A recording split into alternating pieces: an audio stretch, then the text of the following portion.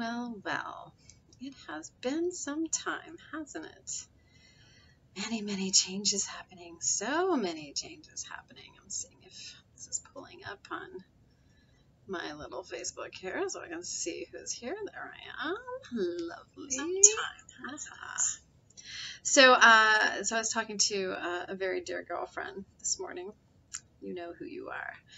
And we were talking about this idea of the paradox of being perfect, striving for perfection, and recognizing that we're already perfect in all the mess and all the mayhem, and how to begin to kind of sort your way through that. So I just want to take a moment and talk about, because I know I certainly have in the past been that perfectionist and have driven myself insane and have tortured myself and abused myself and my body to strive to be perfect.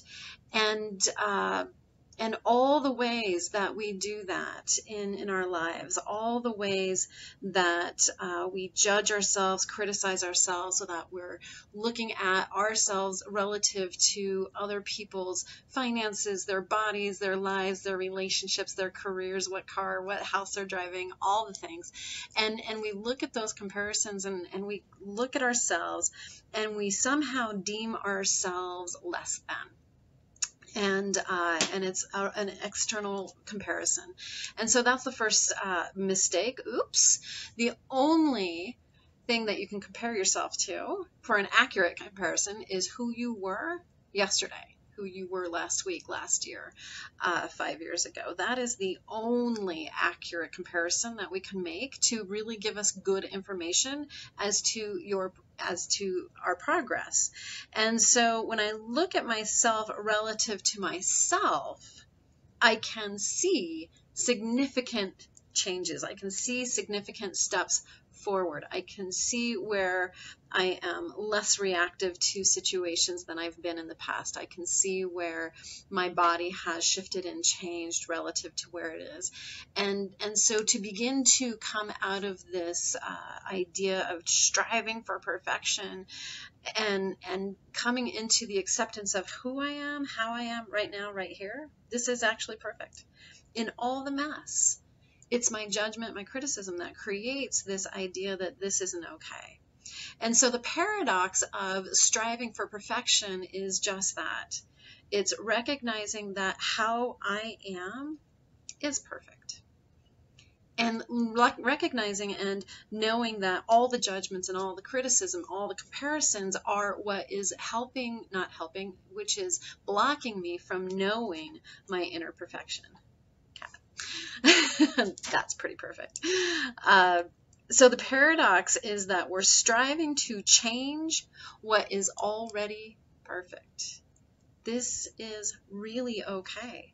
It's exactly as it needs to be right now. Now, that doesn't mean that I can't begin to, from this space, recognize there are things that I could do to bring more vitality and health into my being.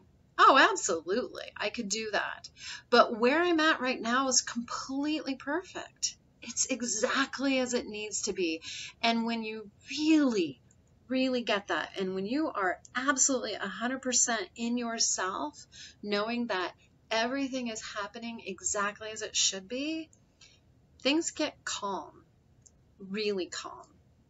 I'm in the middle of a big life change, and so there's lots of things up in the air, and I'm finding myself in this very peaceful place through the whole thing of it's exactly as it needs to be. This is how it's supposed to be. There's some things that are uncertain. There are things that are undecided, and that's okay. That's perfect. The situation as is perfect. And I know that we aim that perfection, that wanting to change ourselves at our bodies the most. Well, maybe that's not true. That doesn't feel true. In the work that I do, in the people that I work with, there's a lot of aiming that view towards the body and looking at the body hypercritically and with super judgment, trying to change that.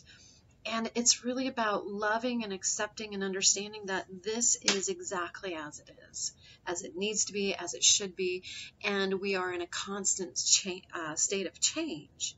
So the paradox is, if you're striving for perfection, there's nothing that needs to be added. There's nothing that needs to be changed, because how you are, who you are, where you are is exactly where you need to be. And from this place, relaxing into it and assessing, okay, so from this place, what can I do to bring myself into deeper understanding, into a calmer place of acceptance, of compassion? Where can I make choices that are based out of compassion and love rather than fear and judgment? And that's a big, big distinction. And they feel really, really different when you're making those changes and those choices out of knowing, this is what I can do for myself. This is what I can do to enhance myself, versus I have to change this and this isn't okay and they're not okay and I need to change. Oof, so much fear. And eliminating the fear gets you back into that place of knowing this moment is perfect. Ooh, it's a big, big idea. It's a big concept. I invite you to play with that. It's a paradox. Striving for perfection is not the way, because what is perfect. So many blessings to you. Hey, Mary. Nice seeing you, Mary Starkey, Roma, Tammy Henderson watching, Leah, that's so nice to see you. All of you showing up. Thank you so much for joining in and tuning in this morning. Roman says, I love this, Melinda. I'm so glad.